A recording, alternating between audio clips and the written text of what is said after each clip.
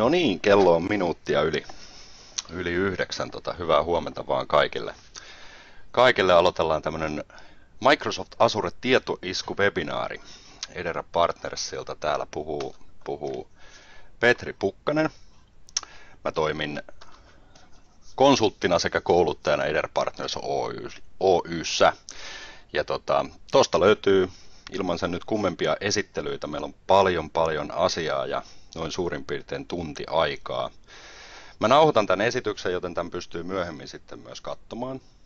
Meiltä pitäisi lähteä sitten sähköpostilinkki ja näin ollen sitten voi kollegoillekin jakaa myöhemmin, kertoa mitä täällä näki. Twitteristä löytyy meikäläinen tommosella händelillä, jos siellä haluaa lähteä seuraamaan. Mä oon aika worksafe. Mä twiittailen pääsääntöisesti työasioita ja lähinnä Azuresta, SCCMstä, uusista servereistä. Tämmöistä, että mitä kaikkea nyt tulee sitten muuten internetissä vastaan, niin aina silloin tällöin lähden niitä sitten twiittailemaan. Mutta hyvä, mennään päivän agendaan. Eli lähdetään tällaisilla aika isolla otsikolla liikkeelle. Me tullaan toteuttamaan todennäköisesti näitä niin kuin Azure-painotteisia webinaareja vielä tulevaisuudessakin, ja voi olla hyvin, että tästä webinaarin päätteeksi, kun pyydetään vaikka palautteet, niin sinne voi esimerkiksi merkitä jotain vaikka toiveaiheita ja katsotaan pikkusen, että mitä sitten saadaan aikaiseksi, niin voidaan vetää. Mutta tänään otettiin oikeastaan enemmän tämmöistä niin kuin IaaS-puolta. Käydään hirveän nopeasti läpi, mikä Azure on, ja sen jälkeen lähdetään katsomaan pikkusen virtuaalikoneiden maailmaa, vähän niiden ympäriltä asioita, mitä kaikkea sieltä löytyy. Sen jälkeen pikkusen Azuren verkkopuolta, että mitä siellä on mahdollista nykyään tehdä. Ja sitten ehkä vähän vielä jotain muuta. Eli katsotaan mitä kaikkea. Mä koitan pitää hyvän tasapainon silleen niin kuin slideja ja demojen välillä. Eli mulla on slideja aika paljon, mutta mä menen niitä melko vauhdilla, koska tämän esityksen pystyy sitten katsoa myöhemmin. Ja käsittääkseni myös slideihin pääsee käsiksi, niin niihin ehtii tutustumaan sitten. Lähdetään ihan semmoisesta niin kuin peruskysymyksestä, eli mikä Azure on. Taustat, jos lähtee Microsoft Azuresta käymään läpi. 2010, tämä on nyt jo aika monta vuotta, 6 vuotta vanha juttu. Tämä alkoi puhtaana PaaS-palveluna, silloin Googlella ja Amazonilla oli vastaavanlaiset. Heillä oli jo vielä useamman vuoden etumatka, eli Microsoft lähti tuommoiselta niin kuin Amazonin verrattuna esimerkiksi 4 vuoden takamatkalta tähän juttuun. Aika moni iso pilvipalvelutoimittaja uskoi vielä tollon, että PaaS tulee olemaan se kuvio, missä pyöritään, ja varmaan kukaan näistä toimittajista ei arvannutkaan, että mihinkä skaalaan tämä cloudi voi niin kuin lähivuosina nousta. Mutta sitten kesäkuussa sinne palveluihin alettiin liittää IaaS-puolta, sinne alkoi tuleen kesäkuussa 2012 sinne alkoi tulemaan sitten virtuaalikoneita, Windowsia, Linuxia. Tänä päivänä löytyy eri käyttöjärjestelmiä eri tarkoituksiin, erilaisia datapalveluita ja paljon muita. Ja nykyään sitten Azure oikeastaan kasvaa, voisi melkein sanoa, että ihan niin kuin viikoittain. Eli Azure kun alkaa käyttämään, niin siellä kannattaa todella ne sähköpostit lukea, mitä sieltä sitten aina tulee. Se ei ole pelkkää markkinointiviestintää, siellä on myös hyviä tämmöisiä niin kuin kokoelmia, että tämmöiset ominaisuudet tuli sitten tällä viikolla tai tässä kuussa. Ja päivityksiä vanhoihin ja parempaa ja niin poispäin. Eli tavallaan se niin kuin kehityspolku tuolta 6 vuoden takaa niin on nyt sitten mennyt siihen, että pääsääntöisesti tänne niin kuin cloudiin perustetaan niitä uusimpia teknologioita, niitä testataan ensin täällä.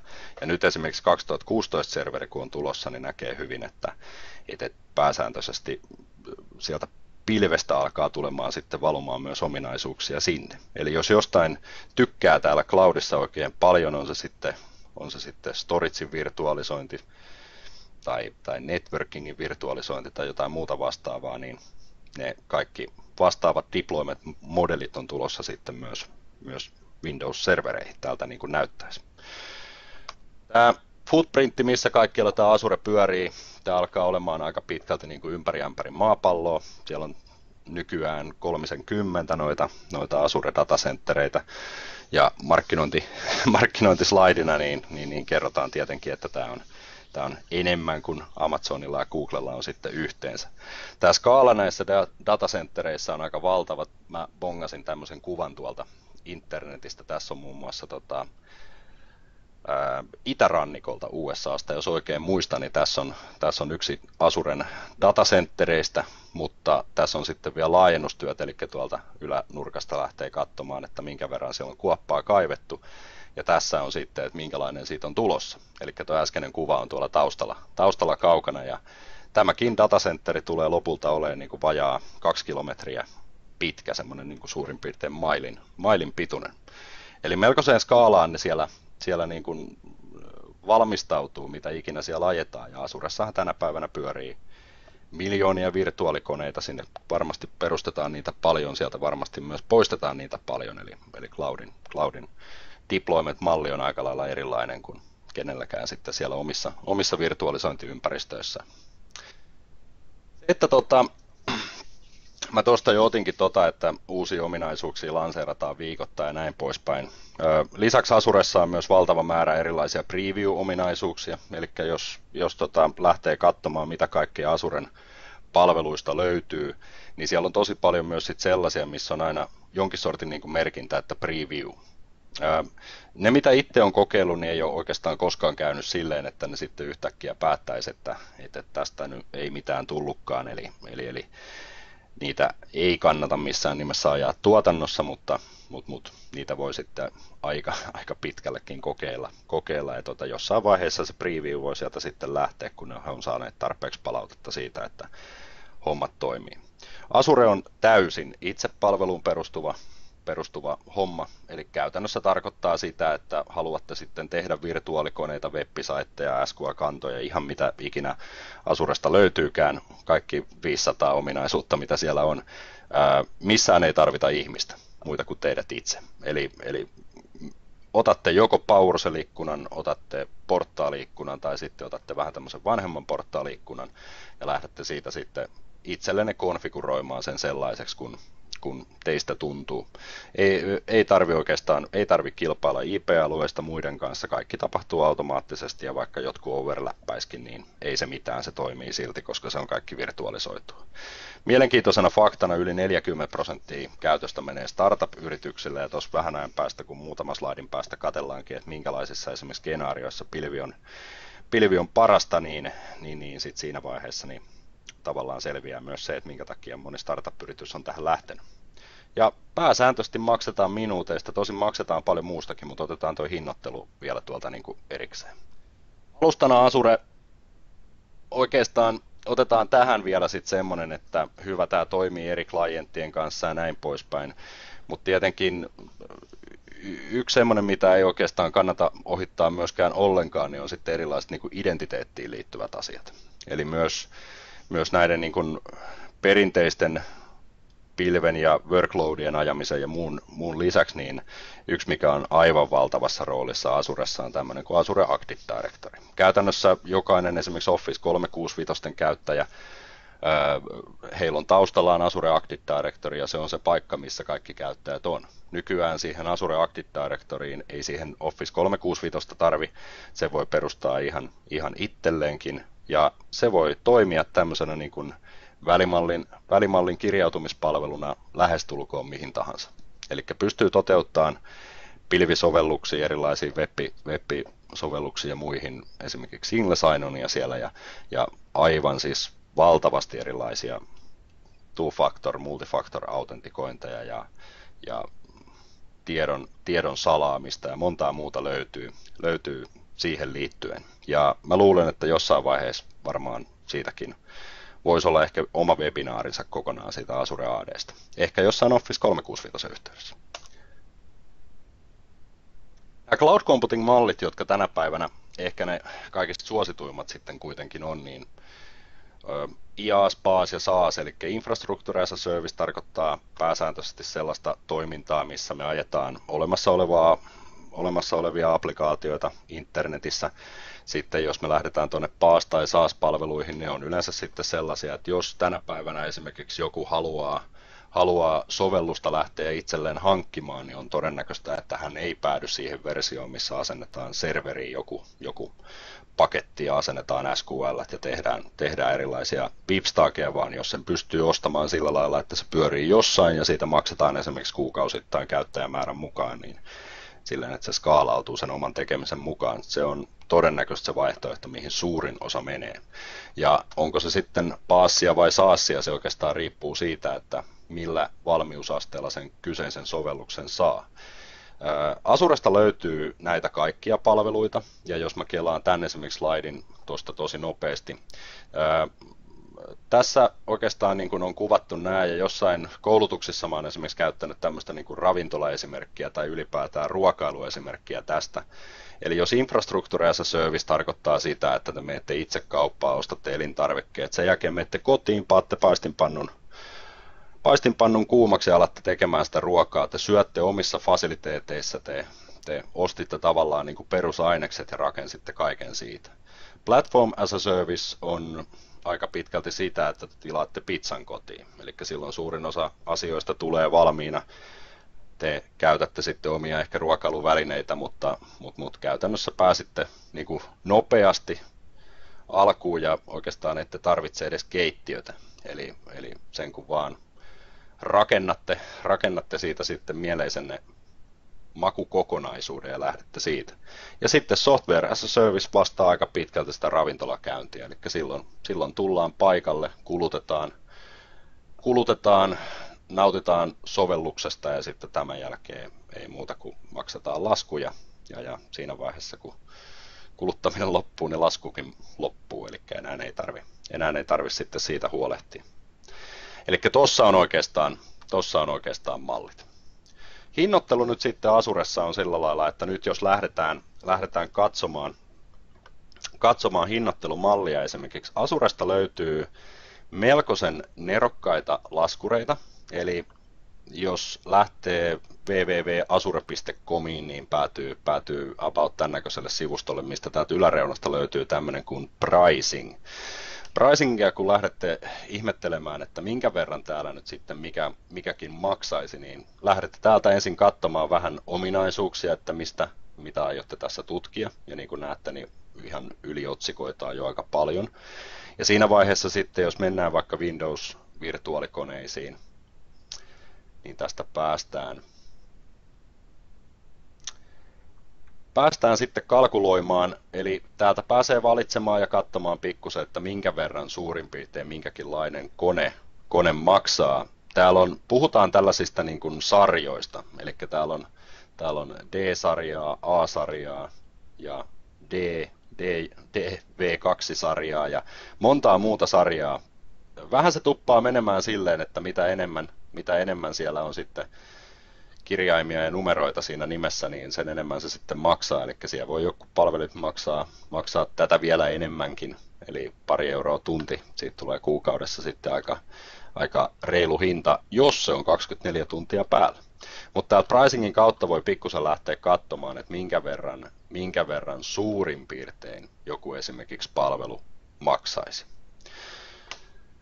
Mutta se pelkkä virtuaalikone ei ole se, että mistä siellä Azuressa sitten maksetaan. Eli siellä Azuressa maksetaan myös sitten tämmöisiä niin kuin pieniä mikromaksuja vähän siitä ja tästä. Nämä ei aina kovinkaan usein nämä ei näyttele mitään kauhean isoa roolia siinä laskussa, mutta se virtuaalikoneen lisäksi niin te maksatte vähän siitä, että minkälaista storagea te otatte. Otatteko te nopeampaa storagea, hitaampaa storagea, otatteko te georedundanttista storagea vai riittääkö teille, että te olette 3 kopiona paikallisessa datacenterissä. Ja sitten esimerkiksi erilaiset tietoliikenneyhteydet, jos te avaatte VPN sisäverkkoon tai käytätte jotain muuta tekniikkaa tai niin poispäin, niin silloin joka ikisestä minuutista tai kuukaudesta tai yksittäisestä tapahtumasta niin voi pieni lasku sinne kilahtaa, mutta hyvä uutinen on se, että ne maksut on yleensä aika ennustettavia ja tämmöiset sitten taas, mitkä voi esimerkiksi jonkun softavian takia tai muuta pärähtää niin sanotusti käsiin, eli tietoliikenne tai jotain muuta, niin se on onneksi sen verran halpaa, että sieltä ei tule mitään katastrofilaskua joka tapauksessa, jos se ei mene sitten ihan överiksi. Mutta onhan näitä jotain nähty, jonkun bloginkin on lukenut, missä joku Visual Studion kautta tehty hyökkäys aiheutti hetkessä 6 000 laskun jollekin kehittäjälle. Mutta pääsääntöisesti hinnoittelu on kuitenkin minuuttiperustainen. Ja hinnat laskee jatkuvasti, mutta mun oli pakko lisätä tähän vähän aikaa sitten tai sitten eivät. Eli kerta-alennukset on yleensä ollut aika isoja, mutta nyt ihan selkeästi niin kuin tahti on sen suhteen tasaantunut. Oikeastaan eurooppalaisille kävi tälleen, että meidän hinnat nousivat vähän aikaa sitten, syynä ihan pelkästään se, että mitä euro- ja dollarin suhteelle oli käynyt. Ja näin ollen sitten niin me saatiin vähän aikaa vähän halvemmalla Azurea kuin esimerkiksi jenkit, mutta siitä se sitten lähti. Milloin sitten kannattaa panostaa Azureen? Mä näytän muutaman tämmöisen niin kuin käppyrän. Käytännössä mitä tämä kuvaaja esimerkiksi tässä nyt tekee, niin tässä on kausittaista käyttöä. Ideana oikeastaan se, että lähtekää ensin laskemaan siitä Azuren mallista se, että onko tämä teille oikea palvelu. Te voitte miettiä esimerkiksi tällaisia asioita ihan alkuun. Onko teillä omaa rautaa? Onko se siellä valmiina odottamassa, että sen kun laittaa menemään. Miettikää myös sitten tällaisia kuin esimerkiksi kuinka kauan deploymentti kestää. Sitä ei välttämättä yksittäisen virtuaalikoneen kanssa kannata hirveästi laskea, mutta sitten jos te lähdette miettimään esimerkiksi jotain isompaa kokonaisuutta, niin mitä kaikkea teidän omaan infraan pitää laittaa. Ja sitten mitä tässä oikeastaan kuvataan, niin on se, että nyt esimerkiksi jos mietitään, että meillä on tämmöisiä niin kuin oransseja palkkeja vastaava tarve, mutta se tarve on vain keväällä ja sitten se on esimerkiksi vain keskikesästä tai sinne päin, niin kuin tässä nyt on. Niin silloin tietenkin, jotta me pystytään täyttämään se tarve, niin silloin meidän pitää skaalata myös sitä meidän omaa datacenteria sinne niin kuin maksimikäyttöön. Ja esimerkiksi tämmöisessä tapauksessa, jos sitä ei tarvita milloinkaan muulloin, niin tämmöisessä esimerkiksi workloadissa niin kaikki, mikä tuossa on sinistä, niin on tavallaan sitä, missä Azuresta ei tarvitse maksaa.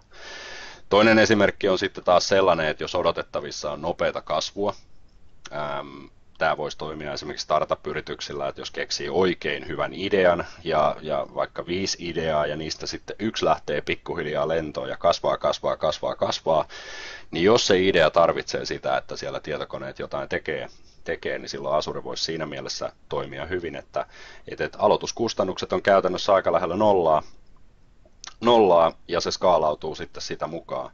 Totta kai on myös esimerkkejä, missä esimerkiksi yritykset on siirtynyt pilveen, ne on alkanut käyttämään Azurea ja heillä on mennyt enemmän rahaa sen jälkeen, kun he on mennyt Azureen. Tietenkin tähän tulee se niin kuin vanha vitsi siitä, että kuinka paljon rahaa on mahdollista säästää. Rahaa on mahdollista säästää just niin paljon kuin sitä on. Mitään ei tarvitse tuhlata, mutta sitten taas kukaan ei ole tienannut säästämällä rahaa, vaan sitä pitää sitten tehdä. Ja jos Azureen esimerkiksi pääsee sitten oikeassa paikassa panostamaan, niin toivon mukaan tämä myös sitten tuo niitä kun liiketoimintahyötyjä. Sitten taas voi olla ihan tämmöinen niin kuin yllättävä kasvu.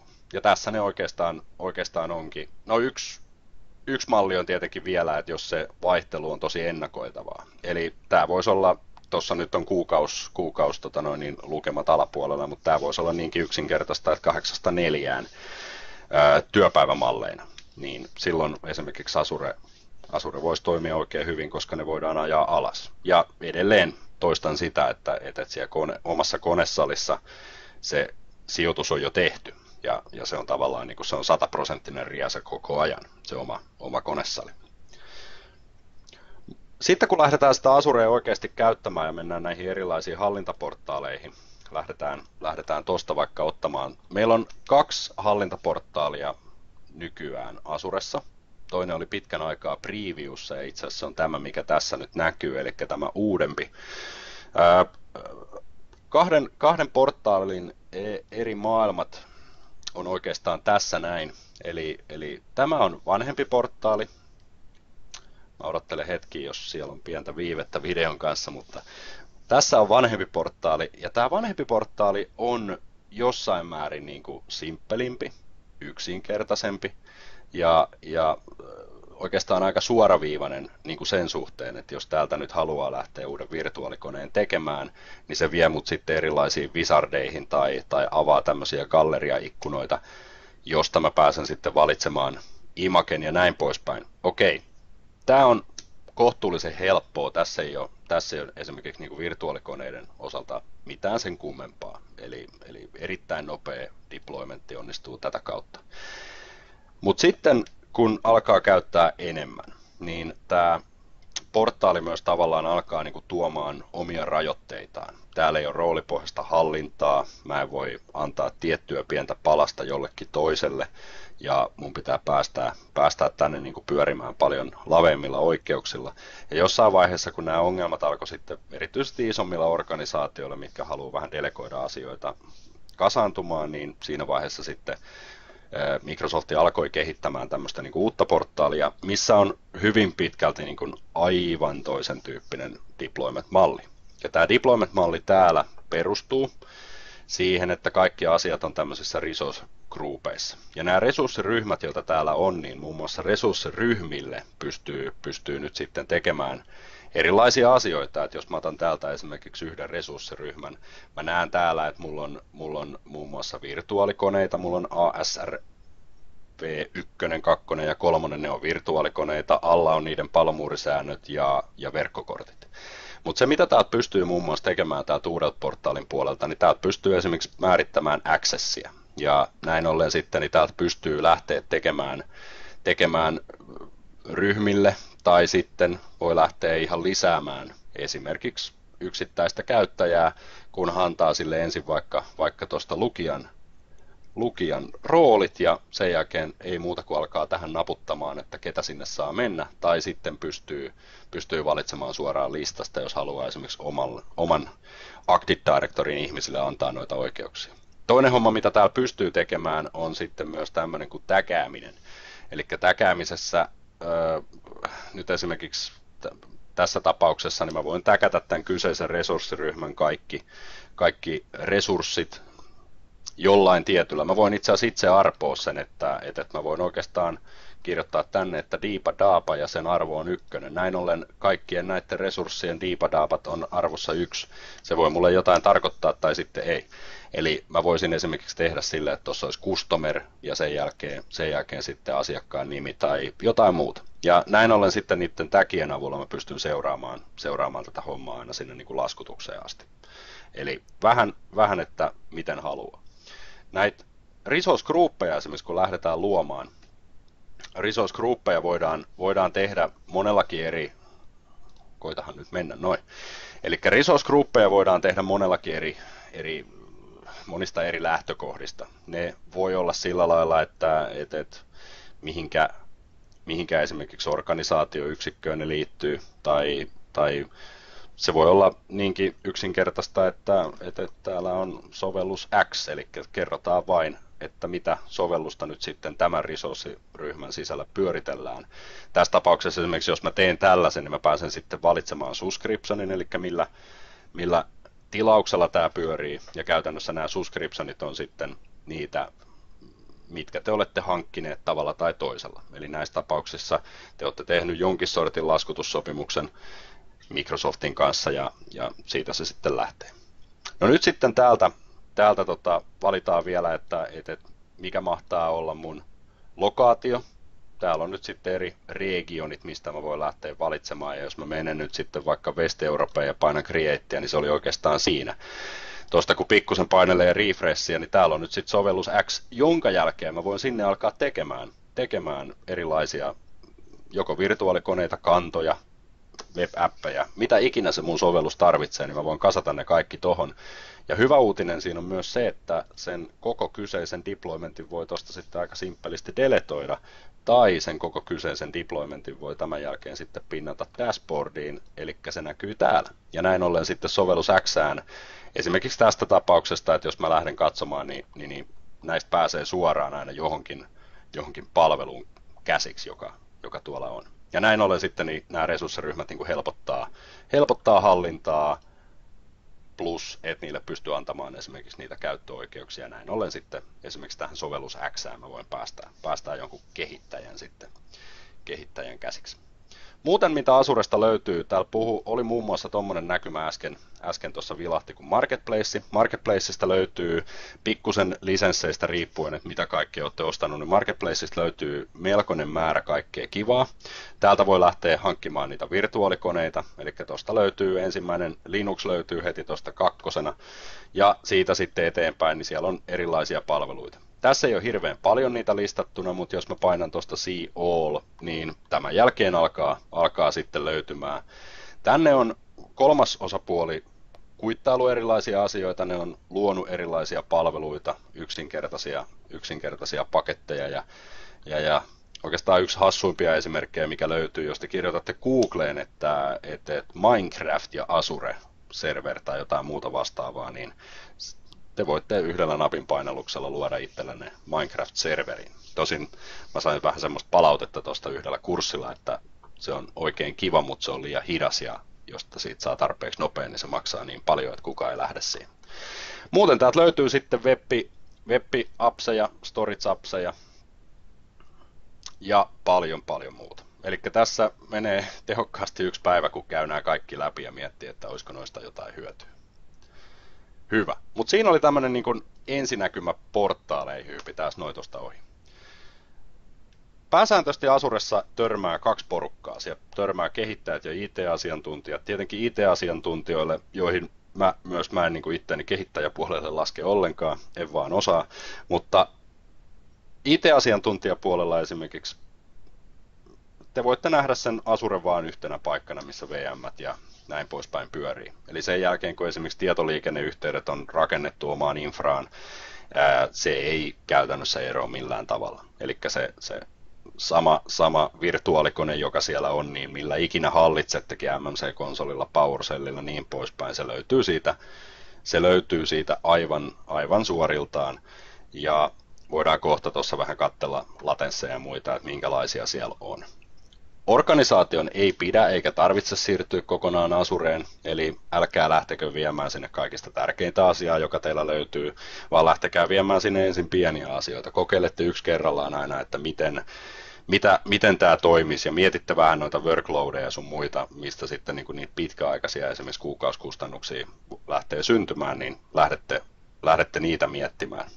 Ja sieltä löytyy aika paljon kivaa. Ja muun muassa se, että tänä päivänä melkein, että jos yhtään keskustelette palavereissa jostain uudesta ominaisuudesta, että okei, tarvitsemme tätä, niin kannattaa myös sitten miettiä, että mahtaisiko se löytyä pilvestä, minkälaisena toteutuksena löytyisi pilvestä ja kannattaako lähteä välttämättä sisäverkkoon laittamaankaan. Eli teette semmoisen niin kuin kokonaisarvion, mutta ette tee kokonaisarvioa pilven ja oman datacenterin välillä, vaan teette kokonaisarvion sen yksittäisen jutun välillä, mitä aiotte ajaa. Eli tämmöinen niin kuin hybrid-malli on tänä päivänä kyllä se kaikista kaunein ratkaisu, mikä vie sitten tarvittaessa aika pitkälle. Tuossa oli vielä noin 2 käyttöönottomallia, eli Classic-portaali ja sitten tämä uusi portaali. Käytännössä se kaikki, mitä tuossa kävin, niin on nyt tässä slaidissa, mutta oikeastaan alimmainen on se oleellisin. Eli käytän molempia, mutta panosta ehdottomasti enemmän tuohon portal.azure.comiin. Ja osa noista asioista, mitä tuolta löytyy esimerkiksi täältä uudestakin portaalista, niin se vie teidät automaattisesti tuonne vanhaan portaaliin. Esimerkiksi jos te bongaatte uuden portaalin puolelta jotain, mikä liittyy vaikka vanhoihin backup-työkaluihin tai sitten esimerkiksi Azure Active Directoryin, niin teidät uudelleen ohjataan automaattisesti sinne vanhaan portaaliin ja pääsette sitten sieltä niitä tekemään. Hyvä. Kello on noin puoli, joten mä en tiedä ollaanko me aikataulussa vai ei. Katsotaan miten tässä käy. Jos lähdetään ihan virtuaalikone maailmaan ja pyöräytetään sieltä muutama juttu. Virtuaalikoneen tekeminen sen suhteen niin ei ole varsinaisesti Amerikan temppu tällä uudella puolellakaan, eli mulla on täällä yhdessä paikkaa, mulla on virtuaalikoneita, mä voin tuosta laittaa yhden syntymään aika nopeasti, eli nyt jos mä lähden täältä painamaan, että add, ja sitten siitä eteenpäin lähden etsimään esimerkiksi virtuaalikonetta, ja nyt kävi tuuri, että semmoinen löytyi tuosta heti, Ja tämän jälkeen sitten mä voin valita niistä kahdesta mallista, Classic tai Resource Manager. Ja Classic tuo omat hienoutensa, sen jälkeen ne koneet toimii tuolla vanhan portaalin puolellakin oikein mainiosti. Nämä Resource Managerin puolelle tehdyt eivät näy missään muualla kuin täällä uudella puolella. Jos mä teen tänne nyt vaikka ton nimisen palvelimen kuin ASRV4 ja sen jälkeen kehittelen tänne käyttäjätunnuksen. Jos joku ihmettelee, miksi mä kirjoitin sysadmin, niin mä kirjoitin sen takia, että admin ja esimerkiksi administrator on kielletty. Sen keksitään joku salasana sille ja valitaan, että minkälaiseen resursgruppiin nämä hommat lähtee. Nyt kun mä esimerkiksi aloitin tämän koko homman, jos mä palaan tänne pikkusen taaksepäin, mä aloitin tämän koko jutun tällaisesta kuin Infra VMS, mikä mulla täällä oli, niin oikeastaan tämä päättyy sitten sillä lailla, että täällä se resource-gruppi on jo automaattisesti valittuna, samoin kaikki lokaatiot sun muut, missä ne muut virtuaalikoneet pyörii, on valmiina. Sen jälkeen tulee tietenkin se vaikea valinta, eli mun pitää ostaa se palvelin sen suhteen, että kuinka paljon se nyt voi maksaa. Tämä tarjoilee tässä aina jotain yksittäisiä juttuja, mutta painamalla VF All te näette kaikki mahdolliset palvelinvaihtoehdot, mitkä täältä löytyy ja mitä teidän tilaukseen saa. Sen jälkeen napautatte sieltä sitten jonkun itsellenne sopivan komponaation niin kuin levystä ja prosessorista ja muistista, ja siitä pääsette sitten eteenpäin. Tämän jälkeen se luo teille automaattisesti storage accountit, jos te ette ole niitä aikaisemmin luonut. Toinen homma, että yleensä kannattaa luoda verkot etukäteen. Meillä on pari slaidia vielä noista verkoistakin, mutta kunhan tuo loading on tuosta mennyt, niin mä pääsen valitsemaan. Ja mulla on täällä itse asiassa jo verkot valmiiksi konfattu, jotta mä voin tämän homman hyvin näyttää. Mutta näinkö taas kävi, että hitaaksi heittäytyi. Nyt se esimerkiksi ehdottaa mulle, että se voisi tehdä mulle tänne Virtual Networkin, joka tulee suoraan tuosta resurssigroupin nimestä. Se tekisi mulle tuommoisen subnetin. Nämä kaikki täältä on valittavissa. Eli mä pystyn muokkaamaan nimiä, rangeja. Mä voin käyttää 10, 172.16, 192, 168 verkkoja. Sitten jos meillä on valmiita verkkoja, niin sekin onnistuu. Eli mulla löytyy täältä muun muassa valmis verkko, josta mä voin sitten valita valmiin subnetin. Ja tämä luo mulle julkisen IP-osoitteen, mikäli sikäli mä haluun, ja tämä luo tämmöisen Network Security Groupin, missä on käytännössä siis säännöt, että mitä kaikkea tähän päästetään läpi. Mikäli sikäli mä haluan tehdä kahdennettavaa palvelua, niin tässä kohtaa on hyvä lähteä tekemään Availability Group-settiä, ja sen jälkeen sitten ei muuta kuin OK. Tämän jälkeen se heittää tämmöisen summaryn, ja sitten kun painaa OK, niin se lähtee asentumaan. Eli tässä oli se niin kuin tavallaan deploymentti, mitä tässä nyt tarvittiin, että virtuaalikone lähti niin kuin tapahtumaan.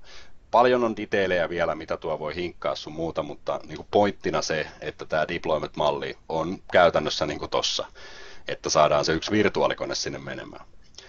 Tämän jälkeen sitten, kun on virtuaalikoneita on luotu, niin lähdetäänpäs katsomaan, otetaan tuolta vaikka toi kolmospalvelin. Virtuaalikone kun on luotu, me saadaan sen jälkeen siitä virtuaalikoneesta sitten aika hyvät näkymät, että okei, mikä sen tila on, paljonko se pyörii, pyöriikö se vai eikö se pyöri, onko se sammuksissa, paljonko se vie prosessoria ja näin poispäin. Näitäkin näkymiä voi sitten vielä komentaa täällä, eli tänne voi lähteä näitä erilaisia laatikoita tuomaan, kun tuosta hiiri vaan osuu kohdalleen. No, tää alkoi nyt kiukuttelemaan, niin olkoon noin sitten. Mutta joka tapauksessa niin mennään eteenpäin. Eli tämmöisen yksittäisen virtuaalikoneen näkymän pystyy muokkaamaan. Ja sen jälkeen sitten niin yksittäisestä virtuaalikoneesta nähdään vielä sitten settingsejä. Ja täällä settingsissä pystyy tekemään monenmoista asiaa. Vähän aikaa sitten tänne, ihan siis viikkoja sitten, niin tänne tuli muun muassa tämmöinen kuin reset passwordi. Ja onhan se helppoa, että tosta nyt sitten, jos salasana unohtuu. Tämä oli joskus aika vaikea homma. päästä koneeseen takaisin.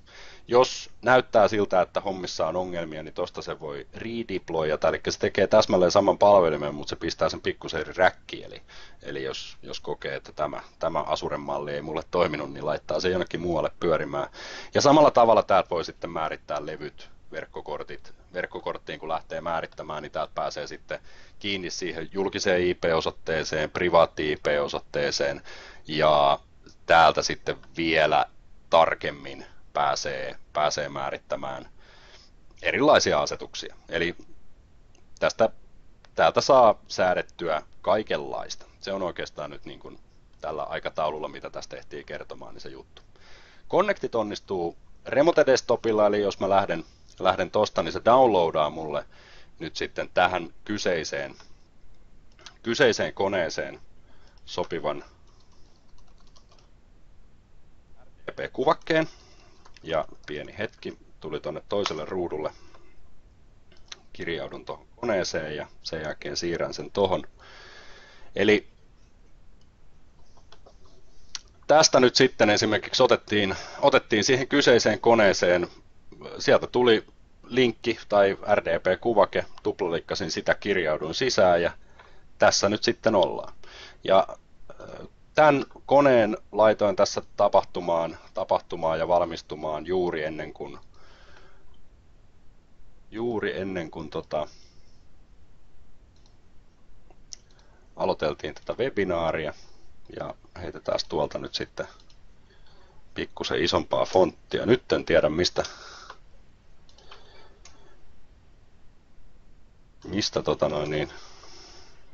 leikepöydältä tommonen tuli, mutta ei ajeta sitä.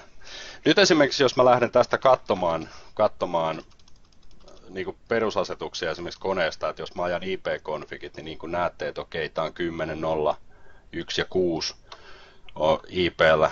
Sitten mä voisin kokeilla pingata, että jos sattuisi toimimaan tämmönen, toimiihan se. Ja se, mihin nyt esimerkiksi tämä menee, niin tämä tulee nyt sitten sujuvasti tuolta Amsterdamista Suomeen. Eli täältä päästä löytyy sitten 192, 168, ja 0-verkko. Ja käytännössä itse asiassa löytyy vielä tämmöinen kuin ihan kotipiste local, eli sieltä se näköjään löytyy.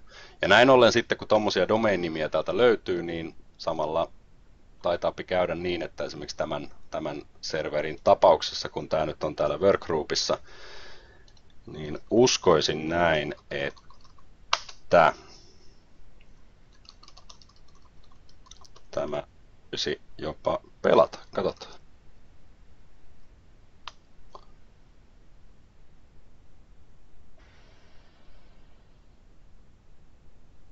Jee, eli tämän pystyy liittämään domainiin. Ja näin ollen nyt sitten, kun tämä on liitetty domainiin, niin tässähän homma onkin sitten ihan normaalia tästä eteenpäin.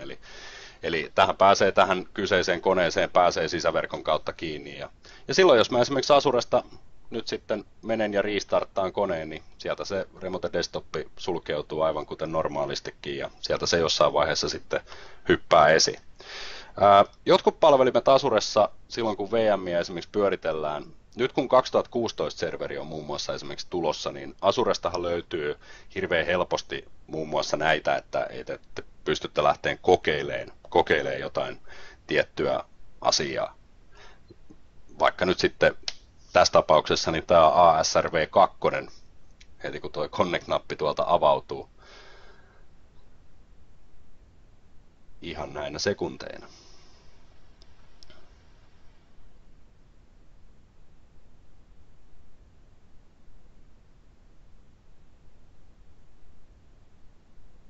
Noin.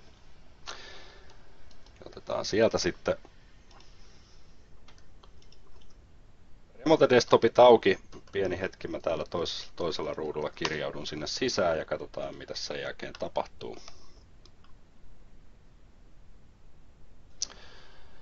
Elikkä vaikkapa nyt sitten tässä tapauksessa, niin tässä pyörii sitten taas kyseinen vehje, ja tämä on 2016-serveri. Ja tässä tapauksessa tämä 2016-serveri, tämä on itse asiassa container hosti. Aloittelijan mokautetaan. Noin. Eli jos haluaa esimerkiksi tutustua 2016 sen uusiin hienoihin saloihin, niin se imitsi löytyy tuolta sillä lailla, että sen pystyy ajamaan oikein mainiosti. Oliko se täälläkin? Container jotakin. Sen pystyy ajamaan oikein mainiosti käyttöliittymän kanssa, tai sitten sen pystyy nykäsemään myös sitten Core-serverinä esimerkiksi silloin, kun se on fiksua. Katsotaan, oliko täällä containereita mulla jo pyörimässä.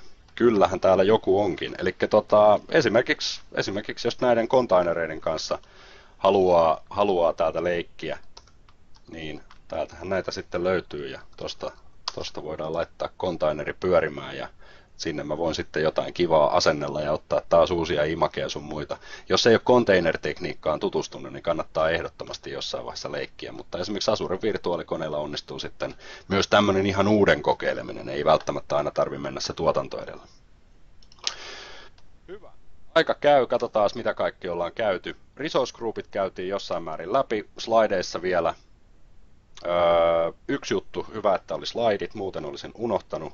Sitten kun olette tehnyt oikein niin kuin vimpan päälle deploymentin jostain koneesta ja toteatte vaikka, että tässä mulla nyt on sellainen palikka, jonka mä haluan jakaa jälkipolville, niin täältä esimerkiksi löytyy semmoinen, että hyvä, tuossa on, kuvitellaan, että tämä on sovellus, jossa on 4 palvelinta ja näin poispäin. Täällä löytyy alanurkasta nykyään tämmöinen maaliskuusta eteenpäin kuin export template, jonka jälkeen mä voin täältä nyt sitten downloadata ja tallentaa tämän templatein, ja mä pystyn myös deployaamaan sen templatein. Eli mä voin tehdä sen käsin upeasti, jonka jälkeen mä pystyn kopioimaan sen ja deployaamaan uudestaan.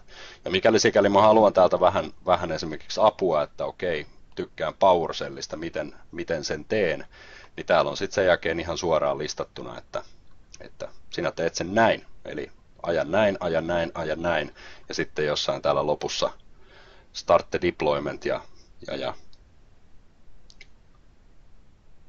näillä kohdilla suurin piirtein. Eli oikein mainioita niin kuin puolia tossakin, että kun on kerran saanut yhden hyvän, niin onnistuu. Sen verran tuosta kuitenkin kommenttia, että esimerkiksi tämmöiset niin kuin etäyhteys VPN-kuviot eivät onnistu, koska niissä joka ikisellä kerralla aina arvotaan uusi IP-osoite, niin se ei sitten toimi. Hyvä.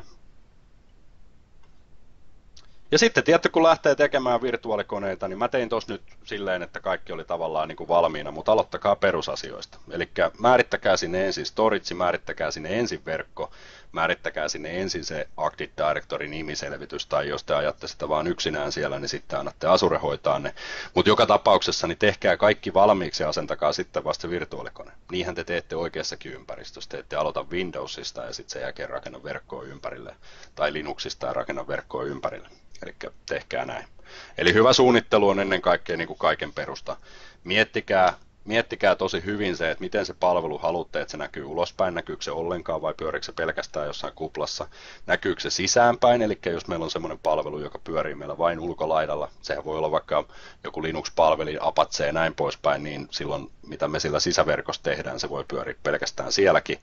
Tarvitaanko palomuurisääntöjä, tarvitaanko eri subnetteja, minkälaiset yhteydet, miten se varmistetaan. Kaikki nämä asiat pitää miettiä myös Azuressa, ettei käy näin, koska näinkin voi hyvin käydä. Ja Azuressa tulee tosi hyvin eteen sitä, että kun te teette esimerkiksi virtuaalikoneita ja lähdette tekemään jotain palvelua ja rakentaa jotain palvelua, niin ensimmäistä kertaa kun sitä teette, niin siinä samalla tulee sitten aika usein opeteltua näitä asioita, load balancereiden ja muiden vastaavien suhteen. Ja Azuressa on muutama semmoinen inhottava juttu, että jos sitä ei ymmärrä tehdä siinä alkuvaiheessa, niin siinä ehtii tekemään päivän töitä ja sitten tajuu, että ai niin, mä en tehnyt sitä ja lähtee katsomaan, voiko sen lisätä myöhemmin, niin vastaus on, että ei voi.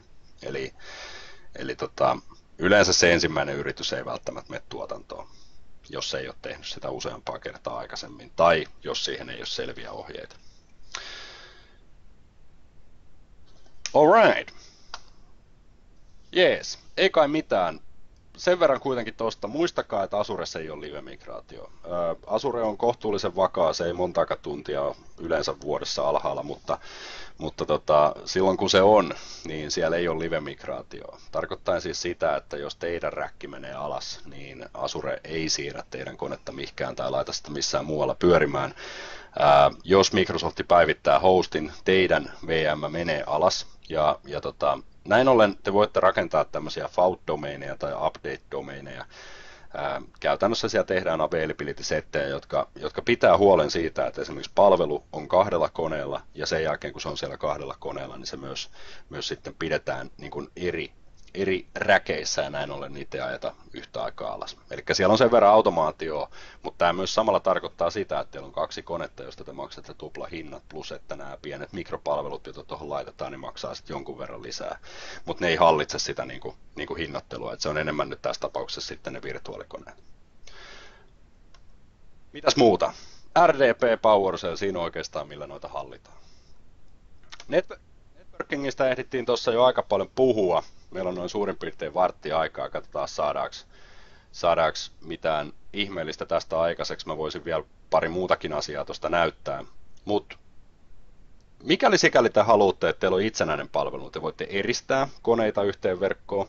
Käytännössä se homma toimii sillä, että jos te teette aina vaan uuden koneen, menette vaan suoraan marketplaceen ja teette uusia koneita, niin niistä jokainen eksyy omaan pieneen subnettiinsa, josta ne ei keskustele muiden kanssa ollenkaan.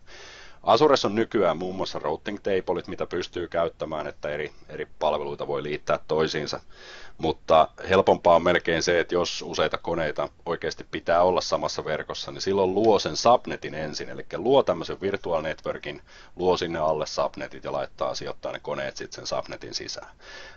Mikäli sikäli haluatte on-premise-verkkoon liittää, eri tapoja. Site-to-site VPN pystyy tekemään. Azuren esimerkiksi VPN, niin teille riittää mikä tahansa laite, missä on IP-sekki. Jos se on semmoinen, missä on ikäversio 1, hyvä. Jos se on semmoinen, missä on ikäversio 2, niin hyvä. Kumpi tahansa kelpaa ja millä tahansa laitteella, vaikka sitten sillä kotipurkilla, jos siitä löytyy se IP-sekki VPN, niin se onnistuu. Ja sitten tietenkin kun mennään näihin isompiin suorituskykyisempiin laitteisiin, mitä organisaatioissa ja yrityksissä käytetään, niin sitten siinä vaiheessa on tärkeää, että siellä pysyy vehkeet mukana, että ne jaksaa laskea sen kaiken liikenteen ja että se linja on vakaa ja muuta. Eli kun otatte sen projektiksi, että Azure-konesalin alatte liittää omaksi osaksi sitä omaa on-premise-verkkoa, niin antakaa sille aikaa. Eli se, että heti kun saatte pingin kulkemaan, niin se ei ole vielä valmis, vaan tosiaan testatkaa se, että se on vakaa ja toimii. Ja Express-rautasta pystyy nykyään kyselemään operaattoreilta tai siihen löytyy kumppaneita. Käytännössä silloin se ihan oikeasti liitetään sitten osaksi sitä yritysverkkoa, eli se on tarkoitettu siihen, ja näin ollen sitten ei käytetä niin kuin erikseen VPN gatewaytä siellä välissä. Mutta suunnitelkaa ja näin poispäin, eli esimerkiksi koneen siirtelyverkosta toiseen, niin se on myöhemmin aika haastavaa hommaa, eli kannattaa käytännössä vaan tehdä sitten semmoinen homma, että tekee kerralla hyvän, niin hyvä tulee. IP-osoitteita varatkaa aina, älkää tehkö 8 IP-verkkoa, mistä Azure vie 4, ja sitten teillä loppuu IP ennen kuin saatte palvelun valmiiksi, vaan tehkää niitä, missä on satoja IP:itä tai tuhansia IP:itä, koska niitä mahtuu maailmaan. Kaikki verkkoon liittyvä kanssa maksaa jotain kautta. VPN gatewaysta velotetaan per tunti.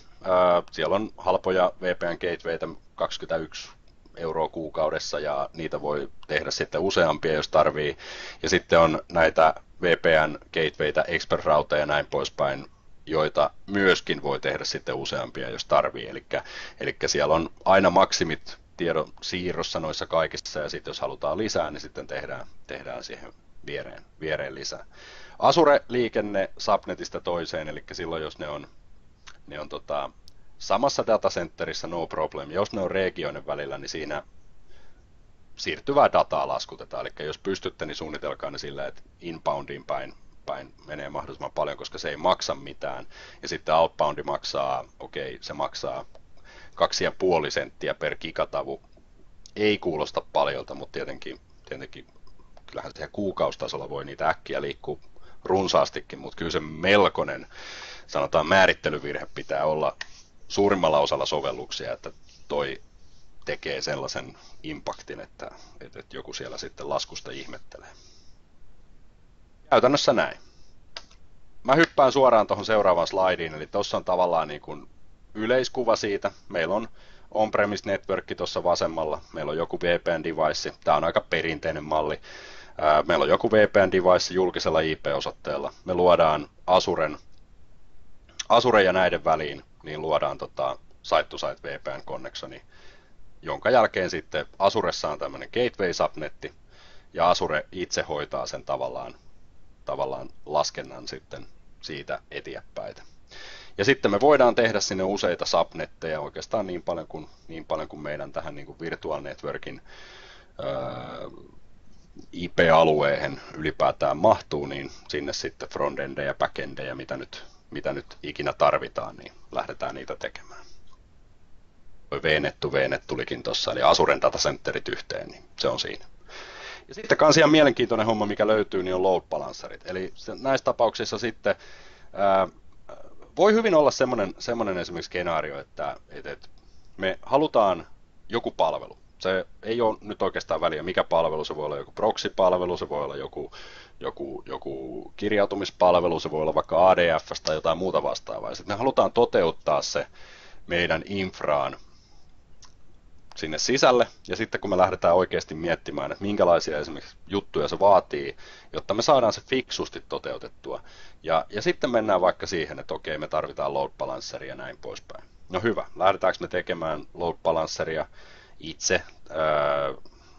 Todennäköisesti aika harva toivon mukaan päätyy sen Microsoftin omaan load balanceriin, ei siihen 2016 versioon, vaan tähän vanhempaan. Toivon mukaan siihen ei päädy hirveän moni. Ja sitten taas lähdetäänkö me ostaa joku tuote, joku appliance, paljonko se maksaa, kuka sitä ylläpitää ja näin poispäin. Ja sitten jos näihin ei ole koskaan aikaisemmin joutunut keskittymään, niin silloin esimerkiksi tämmöinen load balancer voi hyvin olla se niin kuin driveri siihen, että lähdetään Azureen. Eli laitetaankin ne virtuaalikoneet, jotka ajaa sitä palvelua, ja laitetaan ne Azureen, tehdään Azuressa se load balanceri, ja se on kohtuu helppoa. Ja käytännössä silleen, että me annetaan sille sitten julkinen IP-osoite, VIP, jonka jälkeen me lähdetään sieltä tuomaan sitä tonne IP-pooliin, jossa meidän koneet sitten on. Ja siitä sitten eteenpäin. Yksi esimerkki. Eli ei hirveän syvälle mennä nyt, mutta tuossa nyt jotain. Mitä muuta? Kannattaa ehdottomasti lähteä niin kuin kokeilemaan ja vähän seikkaileenkin sitten, kun tänne lähtee hyppimään tänne Azuren puolelle. Yksi homma, mikä on aika mielenkiintoista, on ihan automaatio. Eli Azuren puolelta, kun lähdetään automatiseeraamaan esimerkiksi näitä kuvioita. Nämä on kohtuu helppoja lähteä liikkeelle. Täällä on erilaisia juttuja, jos te tarvitsette jotain automaatioa vaikka Azuressa, niin homma toimii sillä lailla, että täältä ihan yläreunan plussasta ensimmäisenä mennään marketplaceen ja kirjoitetaan jotain automaatioa. Ja automaation alta alkaa sitten sen jälkeen löytymään erilaisia. Siellä on Azure Automation, sitten on Azure Automation DSC. Tämä tuossa aikaisemmin pikkusen hidasteli, mutta mulla taitaa olla nyt kaikki tarvittava. Joo, en mä lähde näitä nyt kikkailemaan. Mutta okei, eli mä oon tehnyt tänne esimerkiksi valmiiksi tämmöisen automaatio resource groupin. Täällä mulla on automaatio-accountti. Automaatio-accountin kautta mä näen erilaisia esimerkiksi taskeja, jotka mulla pyörii. Mulla on täällä 3 runbookia, mulla on yksi tämmöinen Azure tai Desire State-konfiguraatio, joita mä voin sitten lähteä ajamaan tonne koneille. Nämä runbookit on sitten varsinaisia näitä niin kuin automaatiotaskeja. Mulla on täällä esimerkiksi pari näitä tutorial-skriptejä, mitkä tänne on pyörinyt. Ja sitten mulla on täällä esimerkiksi yksi tämmöinen kuin Shutdown ja Start VMs by Resource Group. Muun muassa tämmöinen. Eli mä voin tästä laittaa edittiä ja edittiä ja tämän jälkeen vaikka painaa tuolta tuommoista testpaneelia. Mä pystyn nämä kokeilemaan, mä pystyn myös aikatauluttamaan nämä. Itse asiassa täällä se on jo jossain vaiheessa pyörinytkin, eli täältä esimerkiksi niin se on stopannut noin mun kaikki palvelut. Se mitä mä oon itse tehnyt esimerkiksi nyt tässä tapauksessa tuolla automaatiolla, niin mä oon skeduloinut tämän. Ja mä oon skeduloinut tämän sillä lailla, että mä tein tuossa äskenkin niin näitä demoja varten, niin mä tein sellaisella määrällä koneita, että ne maksaisi mulle joku 3, 4, ehkä 500 euroa kuukaudessa kaikki ne juttuineen. Niin mä oon skeduloinut silleen, että kello 18 joka ikinen päivä, niin nämä koneet, joita mä en oikeasti käytä missään tuotannossa, menee alas. Ja ihan oikeastaan samalla tavalla mä voisin myös skeduloida sen, että nämä samat koneet lähtisivät sitten aamu 7 käyntiin, eli ne odottelisi siellä. Mutta muun muassa esimerkiksi tämmöinen näin, että jos mä haluaisin tehdä, niin katsotaan tai ajaa tämän, niin mä voin testata täällä testpaneelissa tätä, vaikkapa sitten näin, että mä kerron tänne, että mulla oli tämmöinen resource group kuin VMs ja tämän jälkeen sitten valitsen shutdownin true ja painan starttia. Näin ollen se nyt sitten lähtee tekemään ja me voidaan hetkeksi jättää toi tuohon odottamaan. Sillä välin kun toi odottelee, niin mitäköhän muuta me kehitettäisiin? Joo, oikeastaan mä tiedän yhden ihan hauskan. Otetaan, oliko mulla... Joo, täällä mulla on hyvä. Tässä on toinen Azure-ympäristö, täällä on pikkusen erilainen värimalli, mutta täältä löytyy sitten ihan tuotantoa. Täällähän onnistuu esimerkiksi seuraamaan yksittäistä vaikka web-applikaatio, eli sen jälkeen kun on web-applikaatiota tehnyt, niin voi seurata pikkusen käyttöä, että kuinka paljon siellä on pyytelyä, voi skaalata ylöspäin ja näin poispäin. Eli tämä web-applikaatiopuolikin, että jos yhtään kiinnostaa, niin kannattaa ehdottomasti tutustua. Mutta sitten katsotaan, mulla on täällä jossakin on tämmöinen, mä oon aina välillä tätä kurssilla näyttänyt, tää on aika kova. Tuolla. Eli mulla on täällä kaksi tämmöistä. Ensinnäkin mulla on tämmöinen Management Gateway, kunhan se tästä tulee. Ja tossa on nyt muun muassa kyse tämmöisestä preview-ominaisuudesta. Eli tämä Management Gateway esimerkiksi tässä tapauksessa niin on 2016 serverikamoja varten. Ideana oikeastaan se, että jos mikäli sikäli käy niin, että tässä on esimerkiksi toin tuohon viereen, niin meillä nanoserveri. Ja nanoserveri, niin kuin tiedätte, niin on hyvin simppeli palveli, jos olette kyseiseen vehkeeseen ehtinyt jo tutustua. No joo, ei sinne nyt tarvitse edes kirjautua sisään, kun en mä tiedä edes salasanaa, mutta ideana on se, että nanoserveri on hirveän pieni, headless, sinne ei voi käytännössä kirjautua, mä pääsen tuosta semmoiseen recovery-konsoliin. Mutta Azuren avulla me voidaan esimerkiksi noihin sisäverkon virtuaalipalvelimiin rakentaa semmonen, että otetaan toi kautta. Niin katsotaan, jos käy hirveä tuuri ja pulla, niin hypätään tuolta Manage S:llä, kirjoitetaan tänne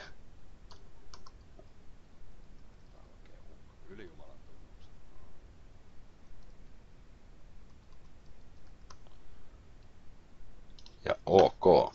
Niin esimerkiksi tämmönen setti on ehkä hienointa, mitä voi Azurella tehdä, jos se toimii. Okei, hyvä. Tuli OK tänne, joten näyttää komialta. Nyt mä olen Azuresta kiinni tähän taustalla pyörivään koneeseen, eli tähän nanoon. Ja mä näen Azuren kautta, että mitä sille mun sisäverkossa pyörivälle palvelimelle kuuluu. Ja näin ollen sitten, kun tuosta esimerkiksi mennään eteenpäin, niin mä pääsen avaamaan täältä Device Manageria, ottamaan sinne kiinni, paitsi pilvestä 100, eli ilmeisesti en pääse nyt sitten just ottamaan. Kokeillaan Event Vieveriä. Nyt ei vaikuta hyvältä, mutta katsotaan miten tämä toimii. Tässähän on semmoinen ongelma, että tämä menee tällä hetkellä, niin tämä menee Amerikkojen itärannikolle. Joo, ei, nyt tuli punasta. No hyvä, että joku demo tänään hajos musta pitäisikö meidän koittaa vielä restarttia, että onnistuuko sekään? Ei sekään onnistu, kyllä nyt kävi näin. Okei, no sitten ei mennä tuohon. Katsotaan miten meidän automaatio täällä päässä pyörii. Automaatio pyörii täällä päässä jo ihan hyvin, eli se on nyt sammuttamassa näitä mun demokoneita ja näin ollen ne ei sitten kulu lasku siellä ja taas saa tehdä vaikka kuinka paljon. Eli minuutti noin suurin piirtein aikaa.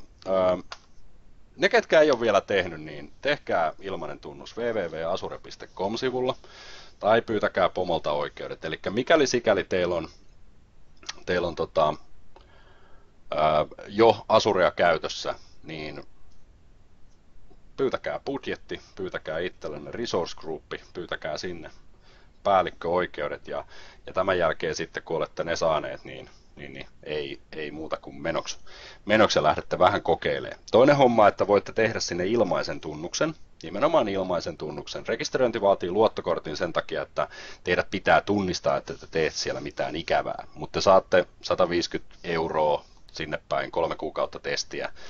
Tai sitten voitte ottaa koko organisaatiolle meiltä tuommoisen starttipaketin. Ideana oikeastaan se, että laitetaan teille se Asure siihen malliin, että pystytte sitä lähteä käyttämään, ajamaan, katsotaan se niin kuin perussetti kondikseen ja sen jälkeen teette siitä sen uniikin, minkä Asure ansaitsee. PowerShellia tarvii jossain määrin ja näitä joutuu käyttämään, mutta siitä huolimatta. Hyvä. On aika lopettaa nyt, jotta toi pieni hetki, jotta ei tarvitse kirjoittaa itse yhtään mihinkään, niin mä laitan ton palautelinkin chattiin ja arvostan suuresti, jos viitsitte täyttää palautteen. Ja näköjään laitoin riittävällä fonttikoolla sen sinne chattiin, että homma varmasti toimii. Mutta arvostan suuresti, että viitsitte täyttää palautteen ja samalla sitten kun täytätte palautteen, niin siinä taisi olla itse asiassa vielä semmoinen pieni twisti, mikä siellä luvattiin. Kyllä, yhteystietonsa jättäneiden keskenarvomme 5 kertaa 2 kappaletta, eli sinne saa kumppanin mukaan tai kaverin, niin Finkin on leffalippuja, eli voi semmoisenkin päätyä. Mutta heittäkää palautetta, mitä mieltä olitte webinaarista, haluatko lisätietoa, haluatko jatkossa kutsuja ja sitten se, että mitä mä heitinkin tuossa, että jos haluatte esimerkiksi Asuresta jostain tietystä osa-alueesta, niin jättäkää ihmeessä palautetta, mutta tässä vaiheessa kiitos. Ja jos joku haluaa esimerkiksi chatissa kysyä jotain, mä laitan tässä kohtaa tavallaan niin kuin mikrofonit kiinni ja ruudut kiinni, mutta mä jään hetkeksi aikaa tuohon joka tapauksessa hengaamaan. Mutta hyvää päivänjatkoa ja kiitos.